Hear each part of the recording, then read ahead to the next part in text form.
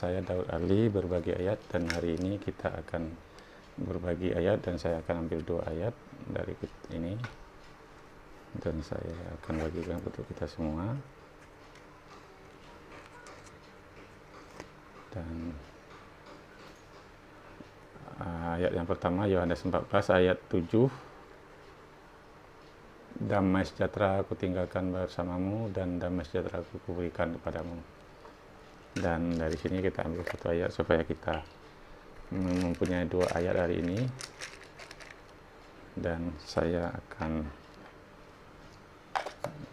saudara bahwa apa yang akan kita dapat hari ini biarlah menjadi berkat bagi kita, terang bagi jalan kehidupan kita, supaya kita bisa berjalan dalam tuntunan Tuhan. Ayat yang kedua ialah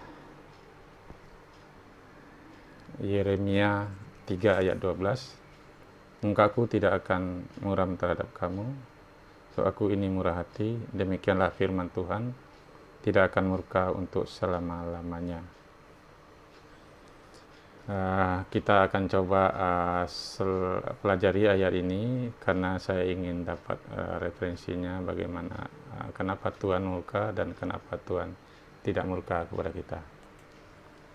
Dan saya akan baca Yeremia 3 dari ayat pertamanya. Kita akan buka Yeremia pasal 3. Saya akan buka secara cepat saja, saya akan bacakan untuk kita semua. Dari ayat pertama, Yeremia 3, dari firman-Nya, jika seorang menceraikan istrinya, lalu perempuan itu pergi daripadanya dan menjadi istri orang lain, akan kembali ke laki-laki yang pertama itu kepada perempuan itu. Bukankah negeri itu sudah tetap cemar? Engkau telah berzina dengan banyak kekasih dan mau kembali kepadaku, demikianlah firman Tuhan. Layangkanlah matamu ke bukit-bukit gundul dan lihatlah, di manakah engkau tidak pernah ditiduri? Di pinggir jalan-jalan engkau duduk menantikan kekasih, seperti orang Arab di padang gurun.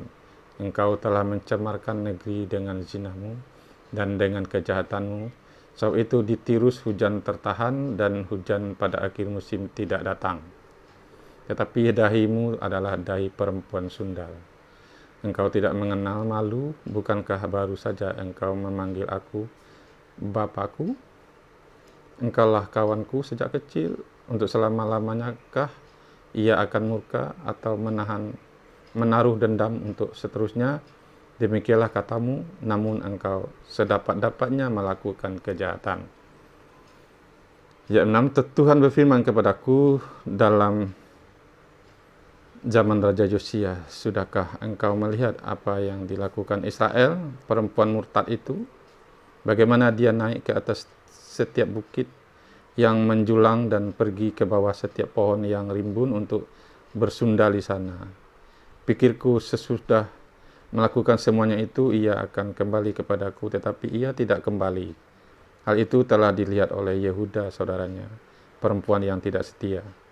Dilihatnya bahwa oleh karena zinahnya aku telah menceraikan Israel, perempuan murtad itu, dan memberikan kepadanya surat cerai. Namun Yehuda saudaranya perempuan yang tidak setia itu tidak takut, melainkan ia juga pun pergi bersundal dengan sundalnya yang sembrono. Itu makanya ia mencemarkan negeri dan berzina dengan dengan menyembah batu dan kayu. Juga dengan semuanya ini Yehuda saudaranya, perempuan yang tidak setia itu tidak kembali kepadaku dengan tulus hati, tetapi dengan pura-pura, demikianlah firman Tuhan. Dan Tuhan berfirman kepadaku, Israel perempuan murtad itu membuktikan dirinya lebih benar daripada Yehuda, perempuan yang tidak setia itu. Pergilah, ayat 12, pergilah, menyerukan perkataan-perkataan ini ke utara, katakanlah, kembalilah, hai Israel, perempuan murtad, demikianlah firman Tuhan. Ayat B-nya 12 bagian B, mukaku tidak akan muram terhadap kamu, sebab aku ini murah hati, demikianlah firman Tuhan, tidak akan murka untuk selama-lamanya. Hanya akuilah kesalahanmu, bahwa engkau telah mendurhaka terhadap Tuhan Allahmu, telah melampiaskan cinta birahimu kepada orang-orang asing di bawah setiap pohon yang rimbun, dan tidak mendengarkan suaraku. Demikianlah firman Tuhan. Jadi saudara-saudara, mukaku tidak akan muram terhadap kamu. Biarlah kita boleh membuat Tuhan tidak muram kepada kita. Dengan cara apa? Akuilah bahwa kita telah melakukan hal yang keji di mata Tuhan. Itu digambarkan dengan orang Israel, dengan orang Yehuda. Israel itu digambarkan dengan perempuan yang tidak setia. Dia mencemarkan dirinya dengan menyembah ilah lain. Jadi saudara-saudara, kita jangan membuat Tuhan murka. Jangan membuat Tuhan muram. Maksud saya, jadi saudara-saudara yang dikasihi Tuhan, biarlah ayat ini dan ayat Yohanes 14 ayat 7 ini, damai sejahteraku kutinggalkan bersamamu, damai sejahteraku kuberikan kepadamu. Ingatlah saudara-saudara, kita orang berdosa dan akuilah itu. Kabar baiknya ialah Yesus mau menggantikan hukuman itu untuk kita.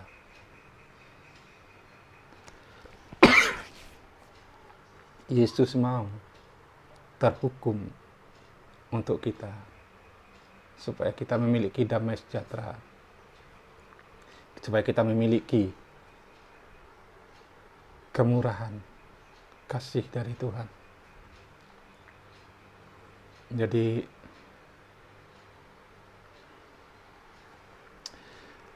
kalau kita dalam masalah hidup, kalau kita ada problem, kita ada kesulitan,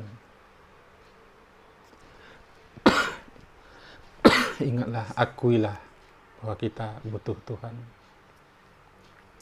Kita butuh kemurahan dari Tuhan. Saya ingat saudara-saudara, waktu saya di penjara,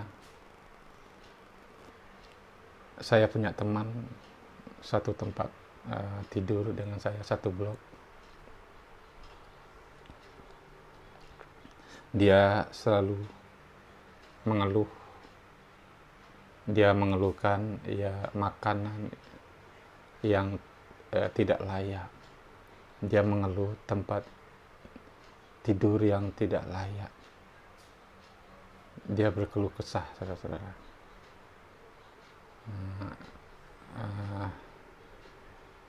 Ya, saya bilang, Bapak, ya mungkin kita pantas di sini karena kita melakukan hal yang salah secara hukum. Tetapi kan kita bisa belajar dari kesalahan kita, supaya kita di luar nanti tidak menginginkan lagi tempat ini, supaya kita mempunyai kesempatan di sini untuk berbenah diri. Jadi bersyukurlah kita masih diberi kesempatan, kita masih ada waktu, karena kebetulan di depan saya, yang di kamar kita tidur, kebetulan saya tidur di jalanan itu, saudara, karena kita nggak bisa bayar lapak untuk masuk ke kamar. Jadi kita tidur memang di tempat orang lalu lalang, ya namanya diinjak-injak, ya nggak ada tempat tidur, ya di lantai. Itu mereka mengeluh, teman saya ini mengeluh, karena tidak ada istrinya, padahal dia mempunyai 2 istri katanya. Tapi tidak satupun istrinya menjenguk dia, dan anaknya pun tidak menjenguk dia.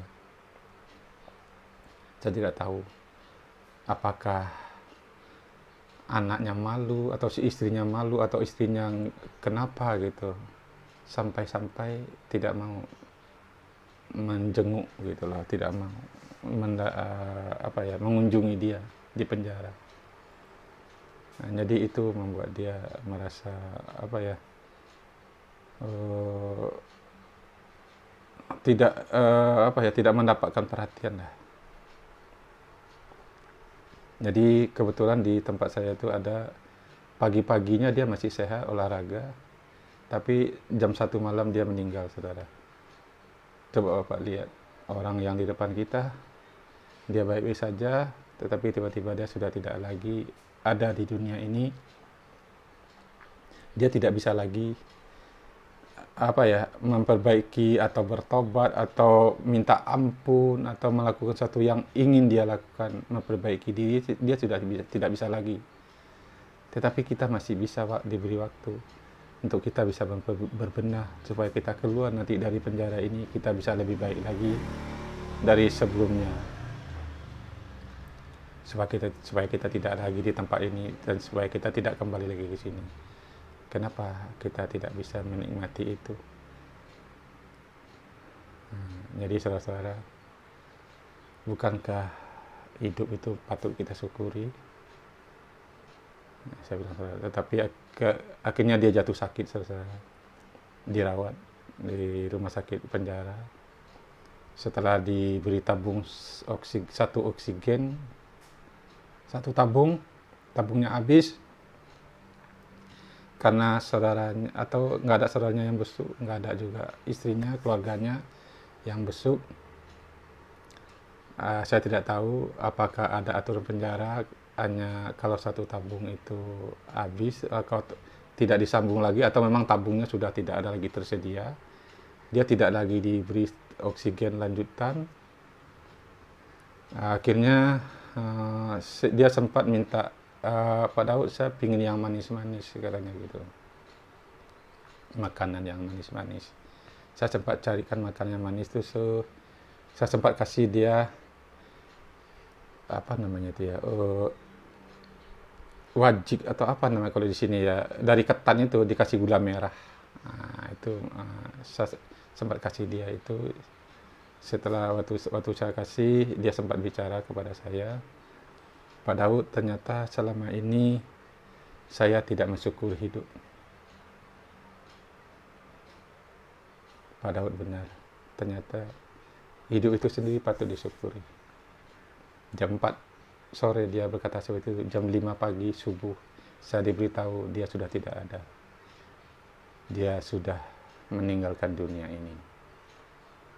Jadi saudara-saudara, hidup itu sendiri kita patut syukuri. Karena kita kalau masih diberi waktu hidup, masih ada napasnya, itu membuktikan Tuhan masih sayang sama kita. Tuhan ingin supaya kita menikmati kasih-Nya, menikmati hanya yang diminta Tuhan. Carilah dahulu kerajaan Allah dan kebenarannya, maka yang lainnya akan ditambahkan kepadamu. Jadi kerajaan Allah itu bukan soal makan dan minuman, tapi soal damai. Yang kebetulan ini, ayat hari ini, Yohanes 14 ayat 7, damai sejahteraku kutinggalkan bersamamu, damai sejahteraku kuberikan kepadamu. Kalau kita memiliki damai sejahtera Tuhan Yesus, kalau damai sejahtera Tuhan Yesus tinggal di dalam kita, itu luar biasa, saudara-saudara. Tuhan Yesus, waktu dia disalib, waktu dia disiksa, dia masih bisa berkata, ya Bapa, ampunilah mereka, karena mereka tidak tahu apa yang mereka perbuat. Bisakah kita seperti Yesus? Kalau Yesus bisa melakukan itu karena ada damai sejahtera dari Tuhan, dari Roh Allah. Kalau Roh Yesus itu ada bersama kita, kita pun bisa melakukan itu. Itu dibuktikan oleh murid-murid Yesus. Stefanus waktu disalib, ya Bapa, ya Tuhan, ampunilah mereka. Jadi kalau ada kita merasa tersakiti, merasa kayak teman saya yang satu sel dengan saya itu, satu blok dengan saya, satu tempat tidur. Dia bilang, aduh, ini tidak layak, ini tidak layak, ini tidak layak. Namanya juga penjara, saudara. Mana mungkin makanannya seperti di restoran. Ya sudah pastilah makanannya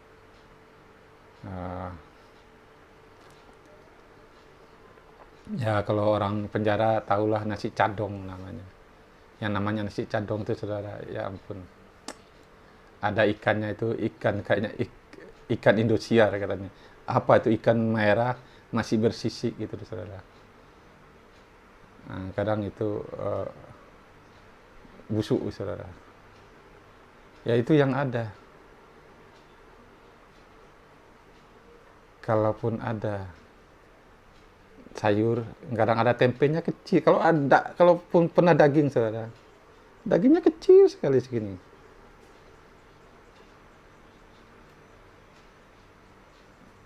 Ya namanya penjara, saudara. Ya kalau penjara enak, nanti orang malah suka ke penjara dong. Tetapi di penjara sebenarnya kita bisa belajar. Waktu yang ada saya di penjara, saudara, saya sempat baca Alkitab sampai tamat. Jadi waktu yang ada itu bisa kita pergunakan. Nggak perlu kita selalu berkeluh kesah. Apakah di luar penjara itu tidak ada masalah? Ya banyak masalah juga, saudara. Ada persoalan yang harus kita hadapi. Keuangan, masalah keluarga, masalah banyak kesehatan, apalagi sekarang musim corona, saudara. Kita dihantui yang begitu mengerikan. Kita harus pakai masker, kita harus vaksin segala macam, saudara.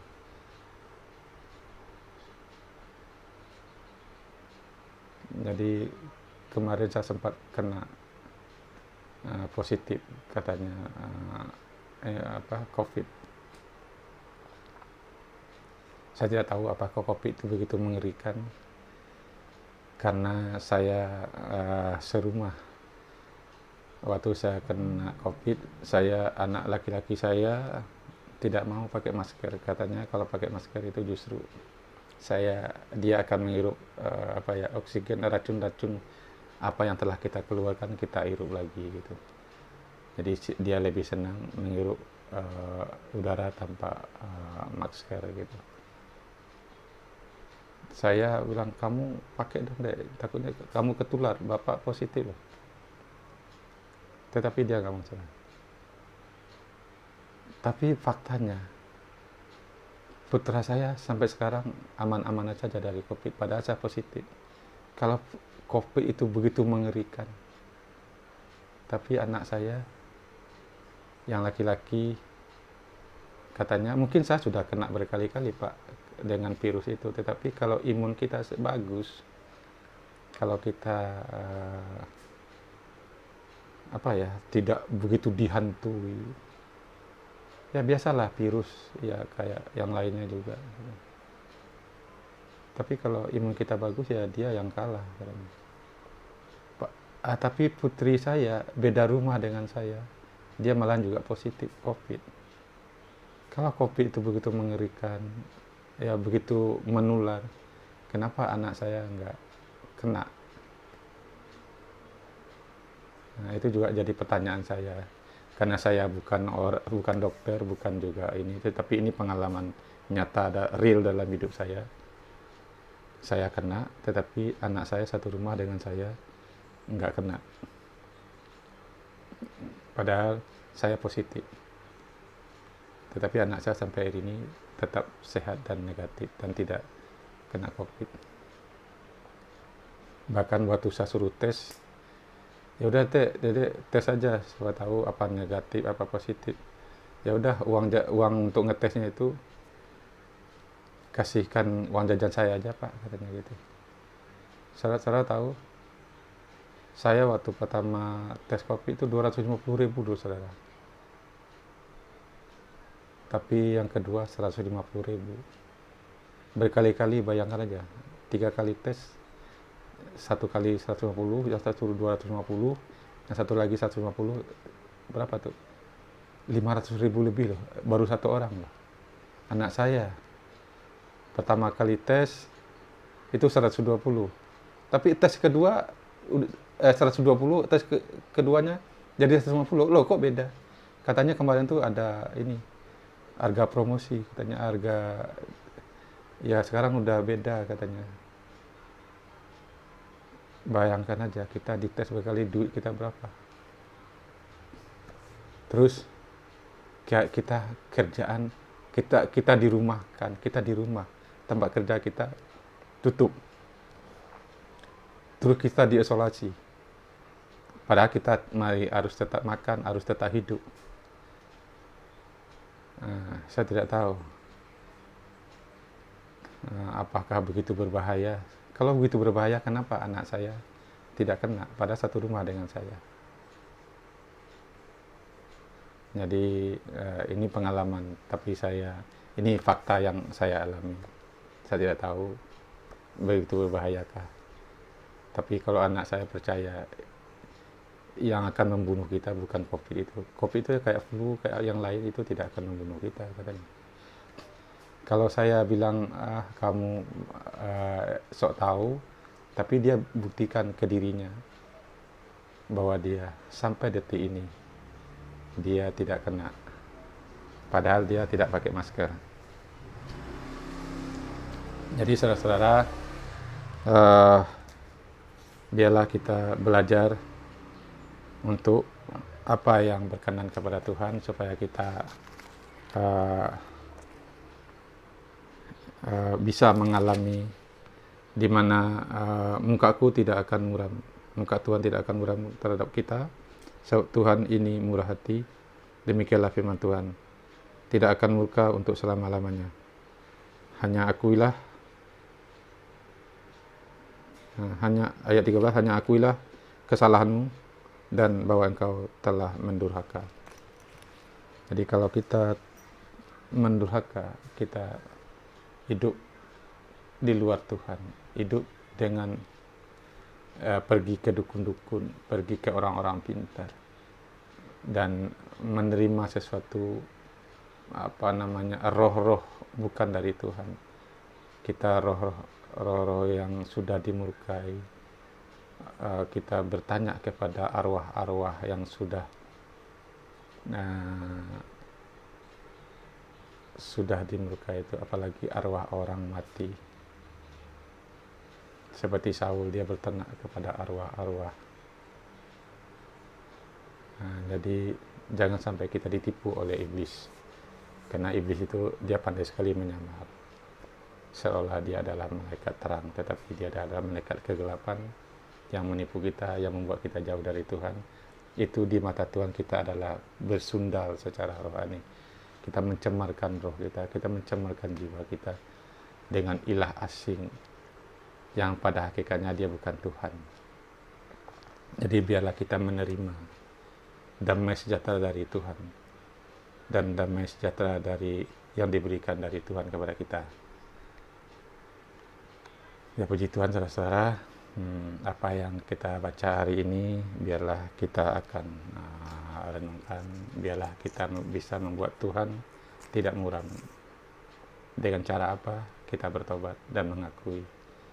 Jikalau kita mengakui salah, Tuhan akan memberkati kita. Saya mengakui saya orang berdosa dan saya butuh diselamatkan, dan saya percaya Yesus Kristus itu adalah dia mati untuk menggantikan saya terhukum, dan dia menggantikan hukuman saya. Sekarang Yesus memberikan damai sejahteranya oleh Roh Kudus. Ketika saya percaya Yesus, saya dimeterai oleh Roh Tuhan, oleh Roh Kudus Tuhan, sehingga itu yang menjadikan saya milik Allah. Makanya saya bisa memiliki damai yang dari Yesus melalui Roh Kudusnya. Saya ingin damai dalam hidup, saya ingin bahagia dalam hidup, saya ingin dituntun Tuhan, saya ingin merdeka. Kebenaran itu akan memerdekakan saudara. karena firman Tuhan itu adalah kebenaran. Saudara ingin menikmati ayat kemarin, kecap dan lihatlah betapa baiknya Tuhan itu. Berbahagialah orang yang berlindung kepada Tuhan. Puji Tuhan, saudara. Terima kasih. Biarlah ayat ini memberkati kita semua. Sampai ketemu lagi dengan Daud Ali berbagi ayat. Dan jangan lupa like, subscribe, supaya waktu saya berbagi, bunyikan tanda loncengnya, supaya waktu saya berbagi ayat, saudara lebih tahu. Karena kita perlu firman Tuhan setiap hari. Biarlah firman itu, Tuhan itu menjadi pelita bagi kaki kita, terang jalan kehidupan kita. Dunia ini penuh ranjau-ranjau, dunia ini penuh dalam kegelapan. Kita perlu terang ilahi, kita perlu disinari oleh Tuhan dengan sinar sorgawi, dengan sinar ilahi dari Tuhan, supaya kita hidup dalam terang. Kalau kita hidup dalam terang, tentu kita akan berjalan di dalam kebenaran, dalam terang Tuhan. Kita tidak tersandung dan tidak terantuk, dan kita akan mampu, dan kita akan mengalami, dan kita akan meraih janji-janji Tuhan, berkat-berkat Tuhan. Karena begitu besar kasih Tuhan kepada kita, supaya kita yang percaya kepadanya tidak binasa, melainkan kita beroleh hidup kekal, hidup di dalam segala kelimpahan. Jadi puji Tuhan, sampai ketemu lagi. Tuhan memberkati kita semua. Shalom, Maranatha, sampai Tuhan datang kembali.